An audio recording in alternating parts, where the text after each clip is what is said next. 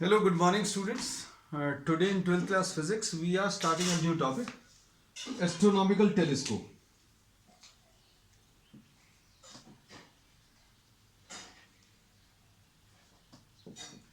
तो बच्चों सबसे पहली चीज तो अभी हम लोग नाम इसका एक्सप्लेन करें, टेलीस्कोप क्या है। तो टेलीस्कोप एक ऐसा इंस्ट्रूमेंट है which is used for viewing large distant objects, है ना, used to view distant objects, बहुत दूर के ऑब्जेक्ट्स को देखने के काम आता है। अब इसमें एस्ट्रोनॉमिकल वर्ड क्यों यूज किया है? इसको अभी हम लोग स्टार्स को, प्लैनेट्स को ऑब्जर्व करने के लिए यूज करते हैं। अब फर्क क्या पड़ता है बच्चों, अगर अभी हम लोग बहुत डिस्टेंट ऑब्जेक्ट्स को ऑब्जर्व कर रहे हैं, जैसे प्लैनेट्स या स्टार्स को ऑब्जर्व कर रहे हैं, तो उनका शेप कैसा होता है? स्फेरिकल शेप होता है। तो स्फेरिकल शेप में इन्वर्टेड अगर अभी हम लोग बोले बच्चों, इसमें ये एक सर्कुलर शेप है, इसमें सीधा या उल्टा, इरेक्ट या इन्वर्टेड अभी हम लोग नहीं बता सकते। If you are trying to see this in this perspective, then we say that this is erect and this is inverted. But if I am trying to show you a spherical object or a circular object, तो इसमें erect or inverted does not make any difference. So the same thing applies with stars. Stars बच्चों कैसे shape के हैं? Spherical shape है, तो उसमें erect, inverted does not make any difference. So the telescope which we use for viewing astronomical objects is forming a inverted image, एक inverted image form करता है। इसलिए अभी हम लोग कहते हैं कि एस्ट्रोनॉमिकल ऑब्जेक्ट्स को देखने में अगर कोई इमेज इन्वर्टेड बन रही है, सपोज फॉर एग्जांपल अगर ये स्फीयर है और इसकी अभी हम लोग इन्वर्टेड इमेज बना दें, will this make any difference? No, this will not make any difference, है ना। तो फिर डिफरेंस कहां पर आता है बच्चों? तो डिफरेंस अभी हम लोग कहते हैं टेरेस्ट्रियल टेलीस्कोप में। तो terrestrial telescope is used for viewing very large distance objects lying on the earth, बहुत ज्यादा दूर के ऑब्जेक्ट्स देखने, लेकिन अर्थ के ऑब्जेक्ट्स देखने। तो उसमें अर्थ के ऑब्जेक्ट्स में if you are trying to view tree which is lying on the which is on a mountain, एक आप पेड़ देखने की कोशिश कर रहे हो जो एक माउंटेन पर है, बहुत डिस्टेंस से, है ना। तो अगर आप उसको देखने की कोशिश करोगे तो ट्री की इरेक्ट इमेज एंड ट्री की inverted image will make a difference. अगर पेड़ आपको सीधा दिख रहा है या इन्वर्टेड दिख रहा है, this will make a difference. तो इसमें फाइनल इमेज बच्चों, फाइनल इमेज इरेक्ट बननी चाहिए। This is the requirement, this is the requirement of a terrestrial telescope. Earth के ऑब्जेक्ट्स को देखने के लिए जो टेलीस्कोप यूज करते हैं वो टेरेस्ट्रियल टेलीस्कोप है। हेवनली ऑब्जेक्ट्स को देखने के लिए, एस्ट्रोनॉमिकल ऑब्जेक्ट्स को देखने के लिए अभी हम लोग एस्ट्रोनॉमिकल टेलीस्कोप का यूज करते हैं, स्टार्स को, प्लैनेट्स को देखने के लिए। तो डिफरेंस क्या है? इसमें जो फाइनल इमेज बनेगी वो इन्वर्टेड बनेगी, लेकिन अभी हम लोगों को पता नहीं चल पाएगा कि ये इन्वर्टेड है, क्योंकि स्फेरिकल ऑब्जेक्ट्स में erect image and inverted image does not make any difference, है ना। तो सबसे पहली चीज तो अभी हमने बता दिया कि भाई एस्ट्रोनॉमिकल टेलीस्कोप, इसमें एस्ट्रोनॉमिकल वर्ड क्यों यूज किया? क्योंकि this is used for viewing very large astronomical, very large distant astronomical objects, बहुत ज्यादा डिस्टेंस पर जो ऑब्जेक्ट्स लाई कर रहे हैं उनको देखने के काम आता है ना। अब एस्ट्रोनॉमिकल और टेरेस्ट्रियल में डिफरेंस क्या है? इसकी जो फाइनल इमेज बनती है, फाइनल इमेज इन्वर्टेड बनती है, but stars and planets are spherical. Stars and planets जो है वो स्फेरिकल है, देयरफॉर इन्वर्टेड इमेज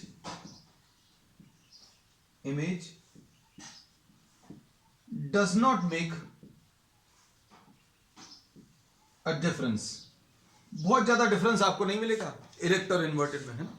तो ये अभी हम लोगों ने बता दिया।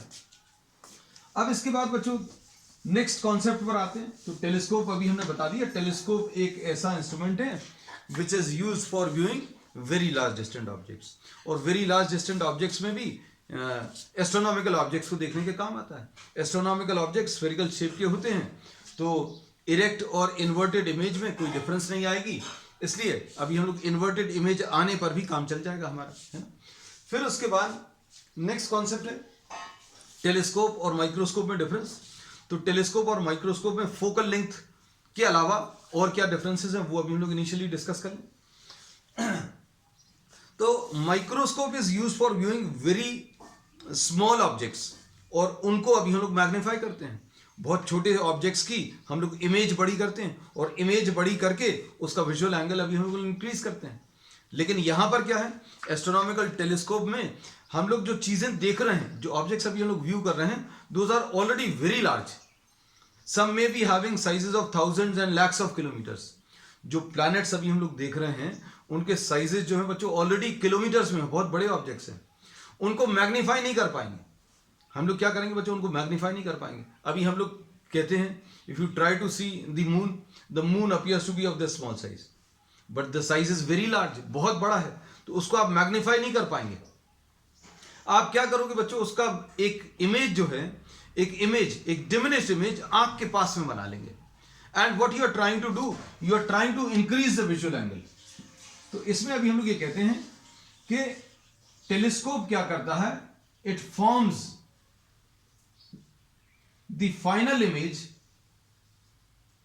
which is still diminished near the eye, which increases the visual angle। और विजुअल एंगल अगर आपने इंक्रीज कर लिया तो अभी हम लोग बोलेंगे ऑब्जेक्ट जो है अभी हम लोग को बड़ा दिखेगा। अब देखो हम इसमें एग्जांपल में अभी बता दें, suppose this is the object and this is the I position. अब इस ऑब्जेक्ट की आई पर पोजीशन क्या है, आई पर बनने वाला एंगल बच्चों, just try to see this.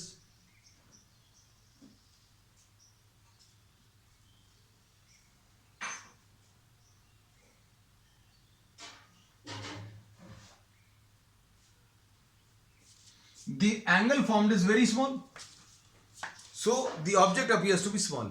आप अगर किसी ऑब्जेक्ट को बहुत दूर से अगर आप देख रहे हो तो क्या होता है, उसका साइज छोटा क्यों समझ में आता है, क्योंकि डिस्टेंस ज्यादा है।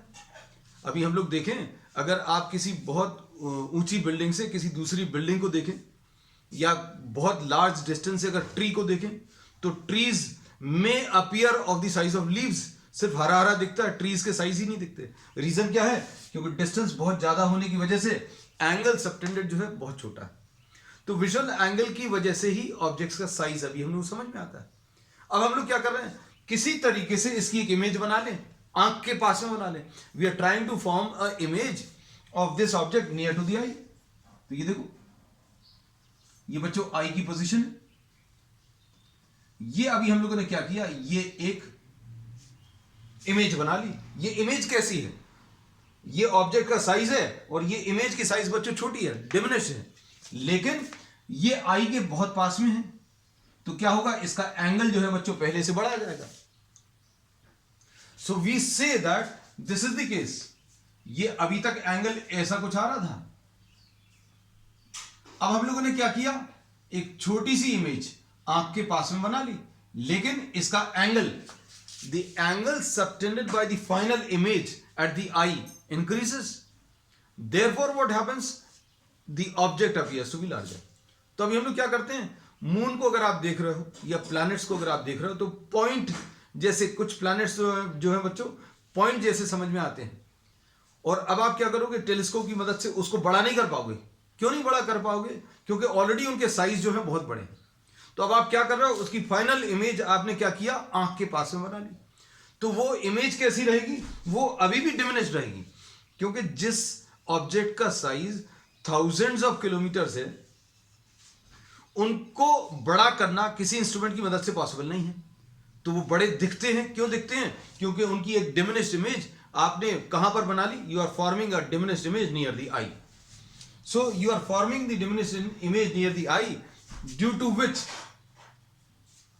what happens, the visual angle increases, है ना। तो बस अब ये याद रखना कि ये एस्ट्रोनॉमिकल टेलीस्कोप क्या करता है, ये एक डिमिनिश्ड इमेज आई के पास में बना देता है। therefore what happens, the visual angle increases। आप किसी ऑब्जेक्ट की फाइनल इमेज बना लो, छोटी बना लो, This is a small image and this is formed near the eye. But what happens? The visual angle has increased. Therefore, the object appears to be larger.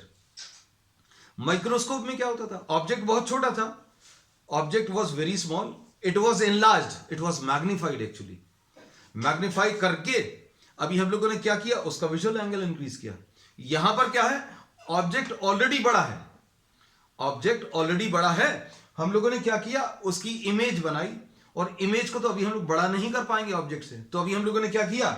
उसकी एक diminished image बनाते हैं. लेकिन कहां पर बनाते हैं? It is form near the eye. इसकी एक छोटी इमेज आपने आई के पास में बना ली और आई के पास में एंगल जो है वो बड़ा बना लिया, विजुअल एंगल. तो perception of size of the object is due to visual angle, therefore the object appears to be larger. तो ये बच्चों एक बेसिक डिफरेंस है. ठीक है. फिर अभी हम लोग और भी डिफरेंसेस देखेंगे कि भाई ऑब्जेक्ट जो है बहुत दूर पे है और उससे amount of light which is coming to us is very small. तो अब हम लोग क्या करेंगे? ज्यादा लाइट गैदर करने के लिए ऑब्जेक्ट की तरफ जो लेंस होगा उसका अपर्चर बढ़ा लेंगे. माइक्रोस्कोप में क्या होता था? ऑब्जेक्ट जो है आई के बहुत पास में, इसलिए ऑब्जेक्टिव लेंस का अपर्चर बहुत छोटा रहता था. ये एक दूसरा डिफरेंस है. फोकल लेंथ वगैरह में भी डिफरेंस आते हैं बच्चों, that aspect will be discussing है. तो मेन चीज ये समझ लेना क्या कि एस्ट्रोनॉमिकल टेलीस्कोप ऑब्जेक्ट्स को बड़ा नहीं करता है ना. तो ये एक मिसकॉन्सेप्शन है जो अभी हमने आपको स्टार्टिंग में क्लियर कर दिया कि astronomical telescope does not increase the size. Size आप कभी बड़ा कर ही नहीं सकते. आप क्या कर रहे हो बच्चों? विजुअल एंगल इंक्रीज कर रहे हो. कैसे? उसकी एक डिमिनिश्ड इमेज आंख के पास में बना दी. Suppose we say that the magnification of a telescope is 25. This does not mean that the size of the image is increased 25 times. आपने 25 टाइम्स उसका साइज नहीं बढ़ा दिया, आपने क्या किया? डिस्टेंस रिड्यूस कर दिया. डिस्टेंस रिड्यूस करके विजुअल एंगल को बड़ा कर दिया है ना. तो अब हम लोग इसकी वर्किंग पर आते हैं.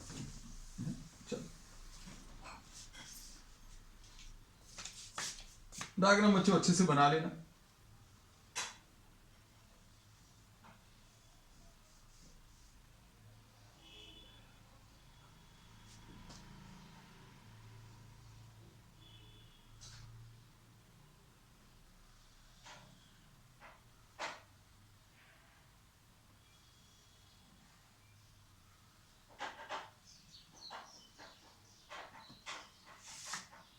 This is a lens. This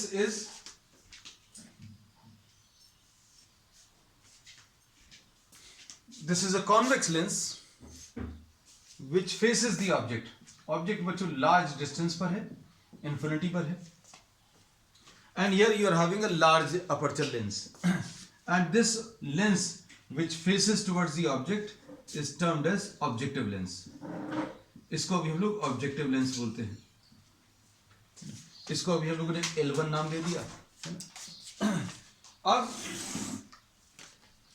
इसके बाद देखना ध्यान से. Light rays, since the object is lying at infinity, object अगर इन्फिनिटी पर है तो उससे जो लाइट रेज आएंगी बच्चों कैसी आएंगी? पैरेलल आएंगी. So suppose here you are having the moon बहुत ज्यादा डिस्टेंस पर, तो उससे जो लाइट रेज आने वाली बच्चों कैसी आएंगी? ये देखो,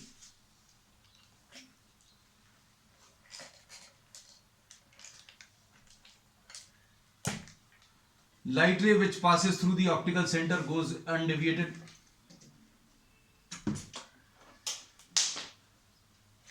ये ऐसा कुछ आ गया. Another light ray, parallel light rays क्यों ली है बच्चों? ये समझना. We are taking parallel light rays because these light rays are coming from infinity. और light rays बच्चों अगर infinity से आती हैं तो ये parallel light rays रहेंगी. और parallel light rays converge और मीट एट द फोकस. तो बच्चों ये क्या करेंगे? ये पैरेलल लाइट रेज फोकस पे मिलेंगी. लेकिन ये पैरेलल लाइट रेज फोकस पर कब मिलती हैं? जब ये parallel to the principal axis हो. लेकिन अब इसमें क्या है? ये light rays parallel to the principal axis तो नहीं है, तो ये कहां पर मिलेंगी बच्चों? ये फोकल प्लेन पे मिलेंगी, है ना. तो अब हम लोग इसमें ये बोलेंगे दैट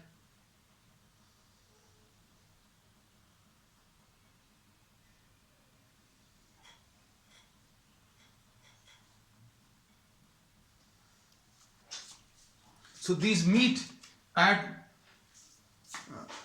the focal plane. इसमें अभी हम लोगों को ये पता चल गया कि बच्चों ये बहुत बड़ा सा एक ऑब्जेक्ट है ए बी, इसकी एक diminished image A dash B dash कहां पर बन गई बच्चों?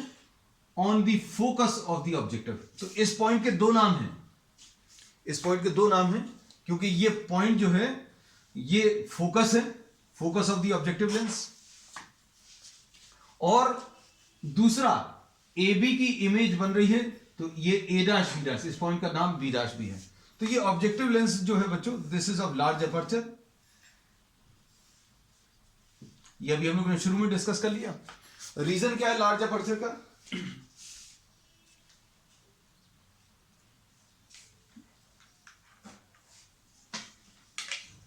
Just 1 minute.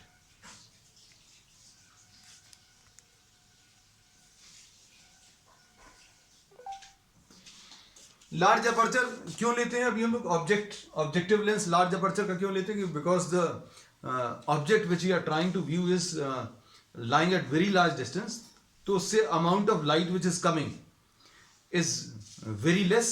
तो ज्यादा से ज्यादा लाइट गैदर करने के लिए अभी हम लोगों ने इसका साइज जो है बड़ा ले लिया है ना.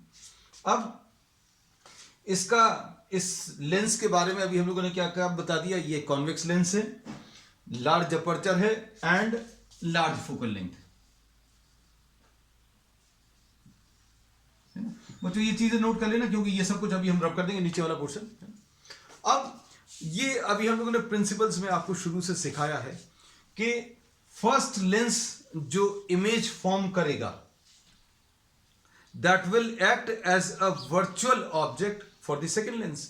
सेकेंड लेंस के लिए ये वाली इमेज जो पहले लेंस ने इमेज बनाई है वो दूसरे लेंस के लिए ऑब्जेक्ट का काम करेगी.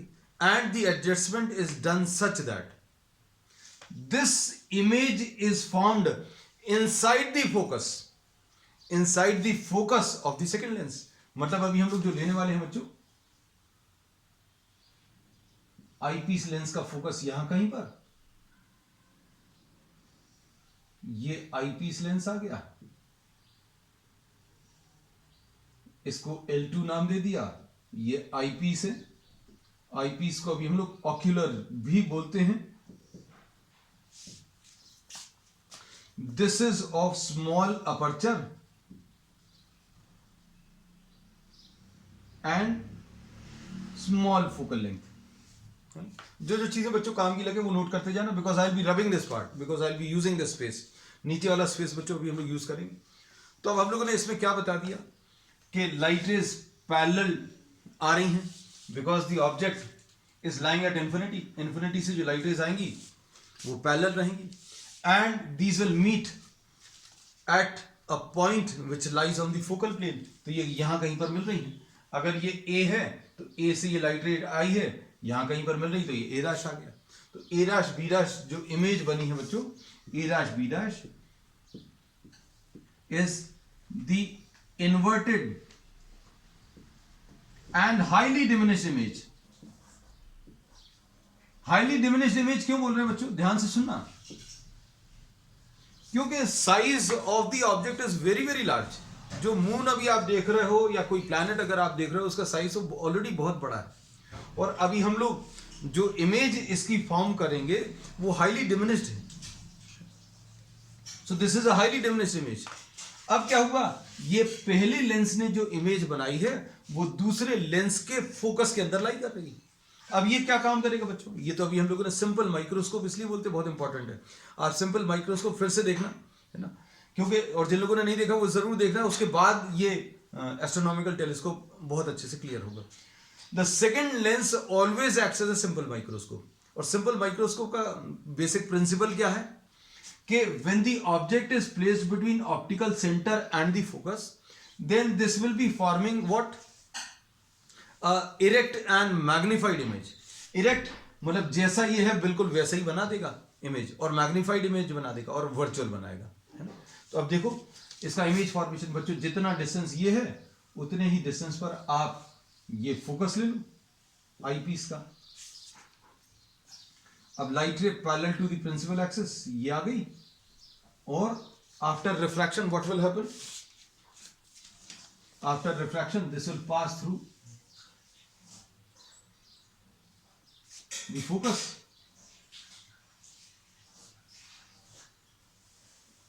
Light rays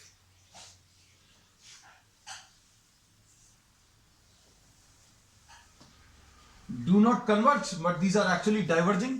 light rays optical centre से जो जाएगी, जो लाइट रेज ऑप्टिकल सेंटर से जाएगी उसमें कोई डेविएशन नहीं आएगा. Light ray parallel to the principal axis after refraction will pass through the focus. And what will happen? These light rays appear to be coming from a point behind. ऐसा लगेगा जैसे ये कहीं पीछे से आ रही हैं.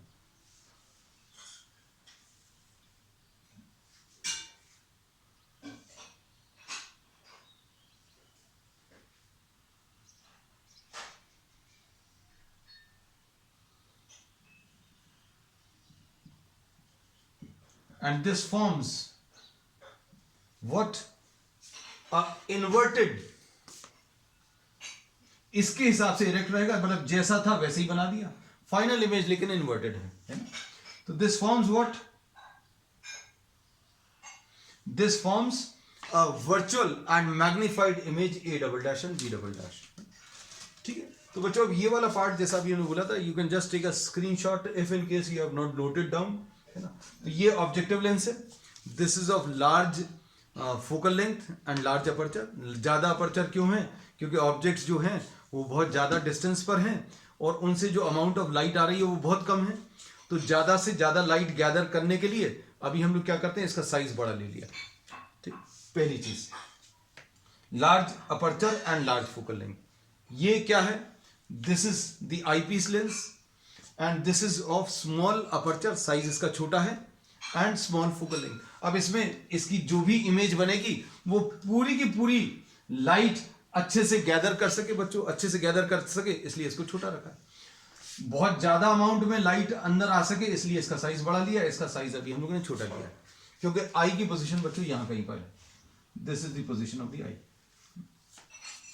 अब इसमें ये अभी हम लोगों ने इमेज फॉर्मेशंस बता दिए, है ना. अब इसमें ये डिस्टेंस बच्चों FO है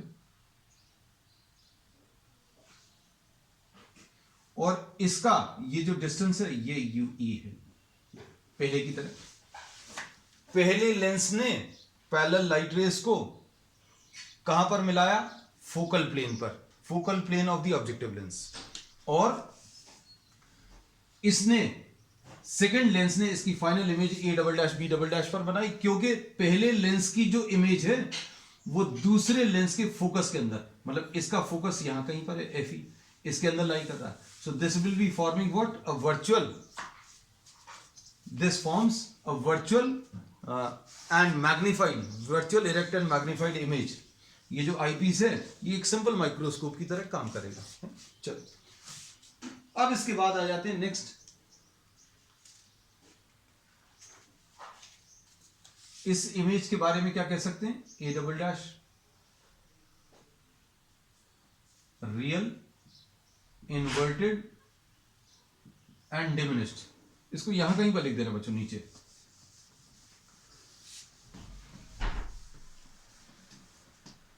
A dash B dash is the image formed by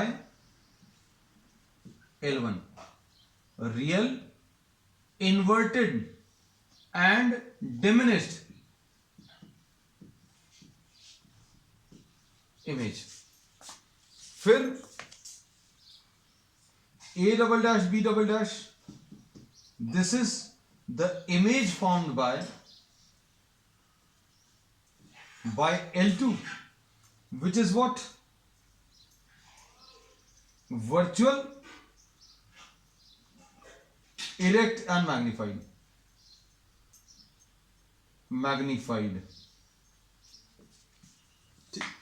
चलो अब आ जाते हैं बच्चों इसमें क्या? मैग्नीफाइंग पावर पे. ठीक है, तो ये वर्किंग होपफुली आपको क्लियर हो गई है.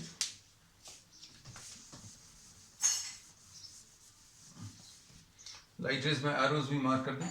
ये देखो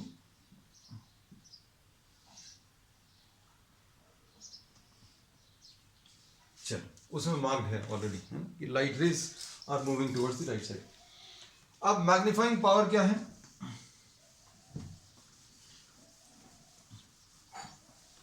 magnifying power is defined as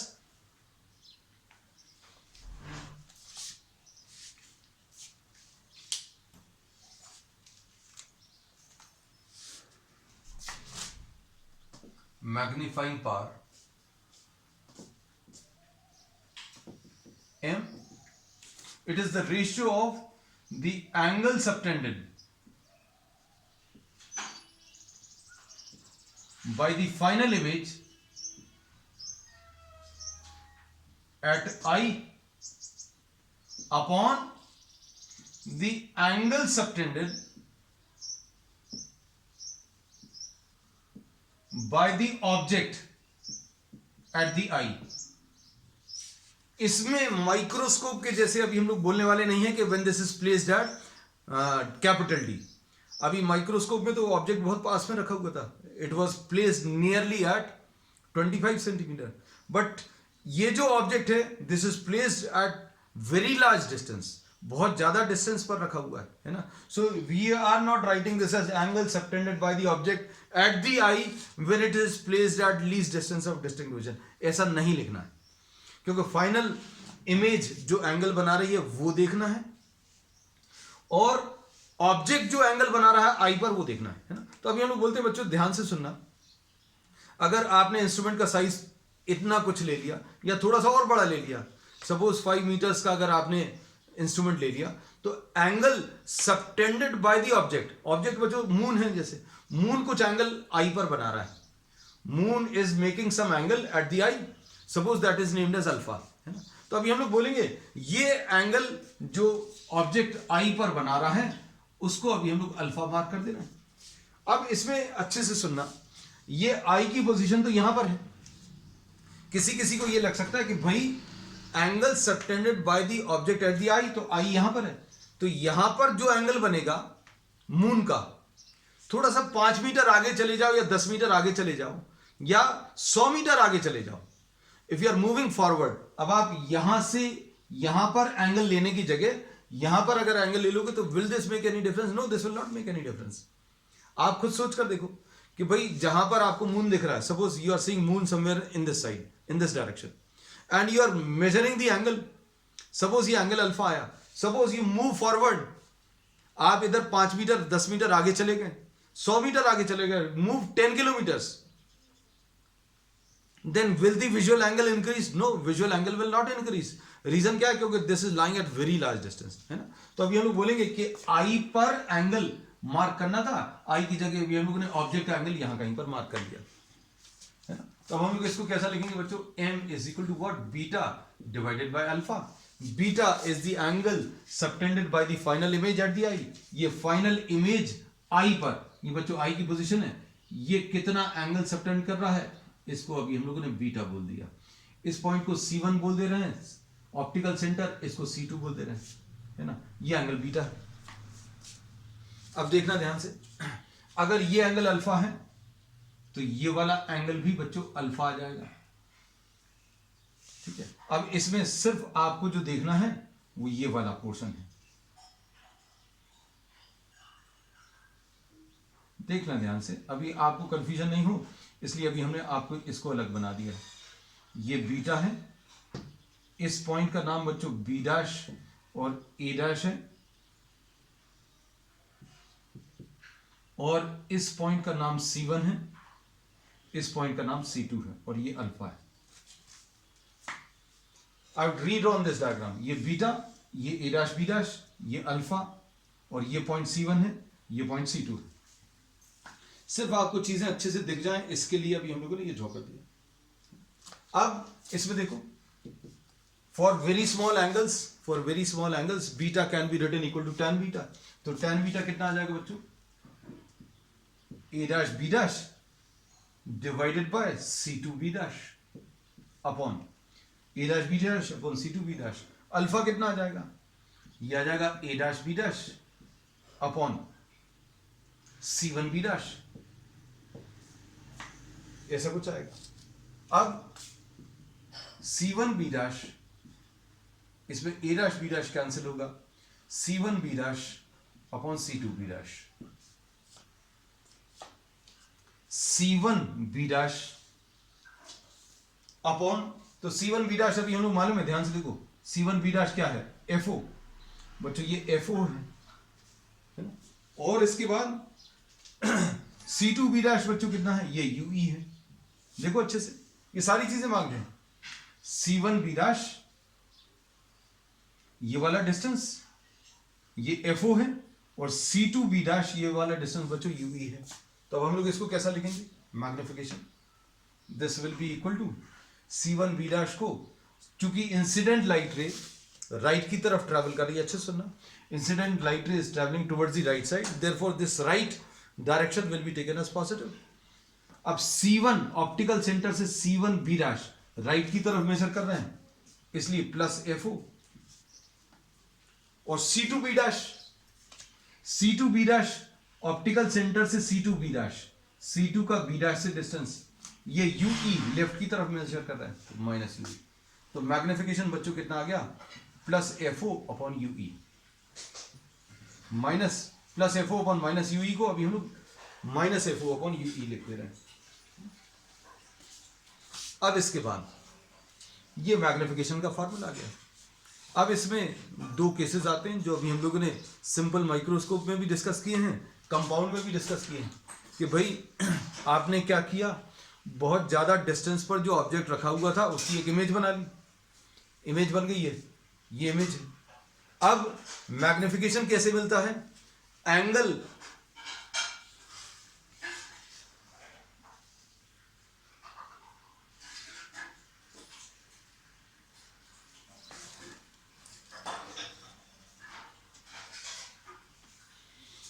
magnification कैसे मिलता है, it is the ratio of beta upon alpha. तो अभी हम लोगों ने बोला क्या है, पहले आपने ऑब्जेक्ट को देखा, सबसे पहले क्या किया आपने, ऑब्जेक्ट को देखा बिना इंस्ट्रूमेंट के, और उसने एंगल बनाया कितना, अल्फा, उसने कितना एंगल बनाया, अल्फा, और फिर आपने इंस्ट्रूमेंट लगा लिया, इंस्ट्रूमेंट लगाने पर हम लोगों ने उसकी क्या की, इंस्ट्रूमेंट ने एक इमेज बनाया, वो इमेज आई के पास में बनी, और उसका एंगल कितना आ गया, बीटा। तो अब हम लोग बोलते हैं बीटा डिवाइडेड बाय अल्फा, ये हम लोगों को क्या मिल जाता है, हम लोगों को ये मैग्निफिकेशन मिल जाता है ना। अब हम लोग ये कहते हैं कि अगर आपको मैग्निफिकेशन को मैक्सिमाइज करना है, ये अभी हमने ये एस्पेक्ट बच्चों हर ऑप्टिकल इंस्ट्रूमेंट में बहुत डिटेल में डिस्कस किया, कि आपने क्या किया, वो बहुत ज्यादा डिस्टेंस वाला जो ऑब्जेक्ट था, मून था, उसकी एक इमेज बना ली, यहां पर बना ली। अब ये आई पर कुछ एंगल बना रही है, अब आप इसको और पास में लाओगे तो क्या होगा, angle subtended at the I increase होगा। भाई किसी चीज को आप पास में लाओगे तो क्या होगा, उसका एंगल बढ़ जाएगा। ये देखो, जब यहां पर था तो एंगल इतना आया, जब पास में आ गया तो एंगल बढ़ गया। तो हम लोग कहते हैं अगर आपको मैग्निफिकेशन इंक्रीज करना है, if magnification is to be increase, then you have to increase what, beta. और बीटा बढ़ाने का तरीका क्या है, आपने जो इमेज बनाई थी आप उसको पास में बना लो। कितनी पास में बना सकते हैं, डी पर बना सकते हैं। तो अब हम लोग ये बोलते हैं, जो इसका पहला केस है, final image formed at least distance of distinct vision. Simple भाषा में बोले, कितने डिस्टेंस पर बन रहा है, डी डिस्टेंस पर बन रहा है। तो अब इसके लिए बच्चों अभी हम लोग अलग से डायग्राम नहीं ड्रॉ करेंगे, भाई ये फाइनल इमेज डी डिस्टेंस पर बन गया। अब इसमें मैग्निफिकेशन का फॉर्मूला निकालने का तरीका क्या रहेगा, देखना अच्छे से। मैग्निफिकेशन कैसे निकालेंगे, 1/FE is equal to 1/V minus 1/U। इसमें अभी हम लोग क्या अप्लाई कर दे रहे हैं, लेंस, थिन लेंस फार्मूला, और कितना आ जाएगा 1/FE। V कितना है बच्चों, नेगेटिव है, फाइनल इमेज डी पर बन रही है, minus distance of the object minus UE। ये तो बिल्कुल वैसे ही है बच्चों जैसा भी हम लोगों ने सिंपल माइक्रोस्कोप में और कंपाउंड माइक्रोस्कोप में लिया था. So this is the case for what maximum magnification.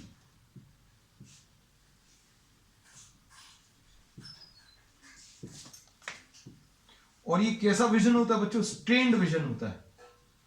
मतलब कोई चीज अगर आप बहुत पास में देखोगे तो आंखें रिलैक्स नहीं रहेंगी. मतलब आपने बड़ा करने के चक्कर में क्या किया, इस इमेज को आंख के पास में बना लिया, है ना. तो अब हम लोग ये बोलते हैं ये रिलैक्स विजन कब होता है? जब फाइनल इमेज इन्फिनिटी पर बने. वो अभी हम लोग नेक्स्ट केस लेंगे. So final image is formed at least distance of distinct vision. और इस केस को अभी हम लोग स्ट्रेन्ड विजन बोलते हैं या फिर इसको मैक्सिमम मैग्नीफाइंग पावर वाला. अब इसमें 1/FE plus 1/D is equal to 1/UE आएगा. इससे D plus FE upon D into FE ये 1/UE आएगा. और इससे UE की वैल्यू बच्चों कितनी आ जाएगी? अच्छा 1/UE ही चाहिए हम लोगों को, जो चाहिए वो 1/UE ही चाहिए, है ना. तो 1/UE की वैल्यू रख दे रहे इसमें. तो मैग्निफिकेशन बच्चों कितना आ जाएगा? यहां कहीं पर लिख दे रहे हैं.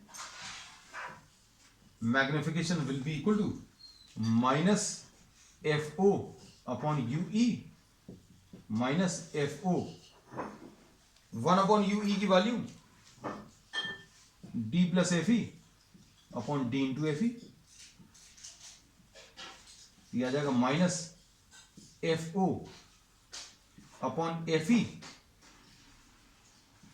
D plus FE upon FE. Sorry FE तो बाहर ले लिया, यहां पर D बचेगा. I am sorry. और ये D को डिवाइड कर लो, minus FO upon FE into 1 plus FE upon D. This is the formula for maximum magnification. और ये मैक्सिमम मैग्निफिकेशन कब बनता है? जब फाइनल इमेज आपने ऑब्जेक्ट की बनाई तो कहां पर बना ली इसको. अगर आपको मैग्नीफाई करना है तो इमेज यहां की जगह थोड़ा पास में ले आओ. पास में लाओगे तो विजुअल एंगल बढ़ जाएगा, और पास में लाओगे तो विजुअल एंगल और बढ़ जाएगा. कितनी पास तक ला सकते हो? कैपिटल D तक. तो इसके लिए अभी हम लोग ने मैक्सिमम मैग्निफिकेशन निकाल लिया. Minus FO upon FE into 1 plus FE by D. बच्चों ऐसा कुछ आएगा. अब इसमें एक चीज और जो पूछी जाती है, या length of the tube, length of the telescope. तो लेंथ ऑफ द टेलीस्कोप कितना आ जाएगा बच्चों? FO plus UE. FO plus UE. और इसको थोड़ा सा कभी कभी और सॉल्व करके भी दे देते हैं क्या? DFE upon D plus FE. तो ये तो पहला केस हो गया. कौन सा? When the final image is formed at least distance of distinct vision. बच्चों अब सेकेंड केस है. हम लोग ये कहते हैं कि फाइनल इमेज बच्चों अभी हम लोगों को कहां पर इतनी पास में नहीं बनानी. हम लोग की आई की पोजीशन या आई जो है रिलैक्स पोजीशन में कब रहती है? जब अभी हम लोग दूर की चीजों को देखते हैं. इसका एग्जांपल अभी हम आपको हमेशा यही देते हैं कि आप किताब पढ़ रहे हो, सबसे ज्यादा स्ट्रेन आता है आई पर भी, दिमाग पर भी. पढ़ना तो चाहते ही नहीं है अभी हम लोग, है ना. तो अभी हम लोग बोलते हैं कि 25 सेंटीमीटर पर मोबाइल यूज करो. आफ्टर 1 आवर्स 2 आवर्स आपकी आंखें थक जाएंगी. लेकिन आप if you are neither seeing a mobile neither seeing a book, then what you do, you try to see all the object all around you. दिन भर आप देखते ही रहते हो, इंटेंशनली अनइंटेंशनली, है ना. दूर के ऑब्जेक्ट्स, बिल्डिंग, सड़क पर क्या चल रहा है ना. उसमें आंखें नहीं थकती. तो वो रिलैक्स विजन है ना. तो हम लोग सेकंड केस बच्चों अब लेने वाले हैं क्या?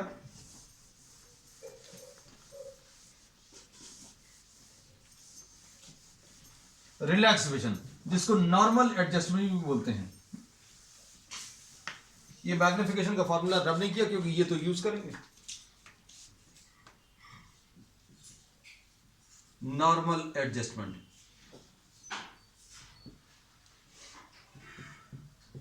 Final image formed at infinity. ठीक है. अब इसमें इसको रिलैक्स विजन भी बोलते हैं. फाइनल इमेज इन्फिनिटी पर, मतलब V, ये जो V है बच्चों, ये जो डिस्टेंस है, इमेज डिस्टेंस, वो इन्फिनिटी है. 1/f is equal to 1/v minus 1/u होता है. 1/fe is equal to 1/infinity -1/-ue, तो 1/Fe की वैल्यू 1/ue। और ये अभी हम लोग डायरेक्टली भी लिख सकते हैं बच्चों, अगर आप थोड़ा सा सोच कर देखो कि भैया इसने जो इमेज बनाई वो कहां पर बनाई, इस फोकस पर बना दी। पहले लेंस से जो इमेज बनी वो पहले लेंस के फोकस पर है, पहले लेंस से जो इमेज बनी वो पहले लेंस के फोकस पर है। क्यों? क्योंकि वो पैरेलल लाइट रेस है। अब हमने बोला कि आपने कुछ एडजस्टमेंट ऐसा किया कि ये सेकंड लेंस का फोकस भी यहीं पर आ गया, तो क्या होगा, हम लोग बोलेंगे फाइनल इमेज जो है कहां पर बनेगी बच्चों, इन्फिनिटी पर। इसका ऐसा कुछ डायग्राम आएगा, छोटा सा एक डायग्राम बना देना, बहुत छोटू सा।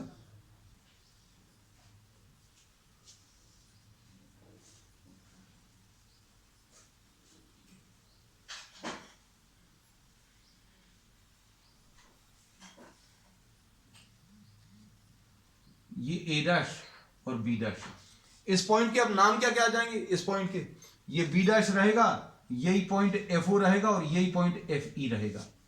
इस पॉइंट के अब 3 नाम आ जाएंगे बच्चों, है ना। मतलब ये डिस्टेंस जो है एफ ओ हो जाएगा और ये वाला डिस्टेंस बच्चों एफ ई आ जाएगा। यू ई था ये वाला डिस्टेंस, ये यू ई था, लेकिन यू ई किसके बराबर आ गया, एफ ई के बराबर। अब फाइनल इमेज कहां पर बनेगी,